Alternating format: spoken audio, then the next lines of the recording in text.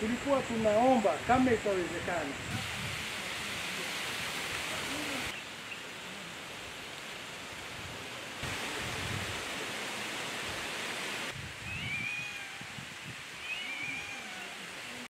yule mkulima ambaye anafanya kazi ya coconut na yeye anasaidika, kwa sababu serikali ya Kenya imeweka pesa kwa mkulima wa majani ya chai.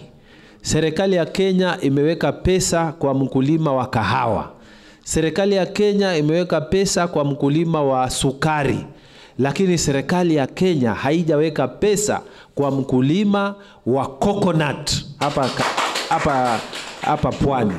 Na sisi tunataka huu ubaguzi uishe, kwa sababu vile wale wanapata za pyrethrum, za coffee, za sugar, sisi hapa Tana River, hapa Lamu, hapa Mombasa, hapa Kilifi tunataka vile mimea mingine inasimamiwa na serikali, na sisi tusimamiwe kwa mmea wa mnazi, watu wetu wafaulu. Changamoto hii ya kukuza miche ya minazi, na kama hatukuiuza, jambo la kwanza inatuathiri sana, manake hili ndio tegemeo letu kubwa.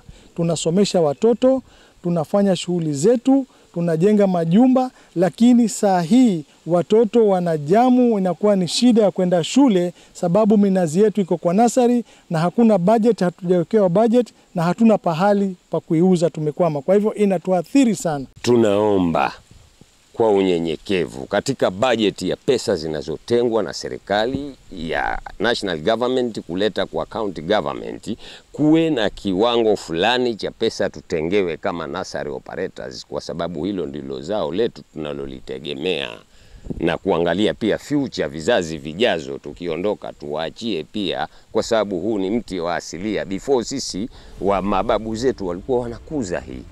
So tunaomba kwa unyenyekevu, tukiwatumia viongozi wajaribu kupress, kwa sababu mtu kama mimi hata nikiongea sauti yangu haifiki popote.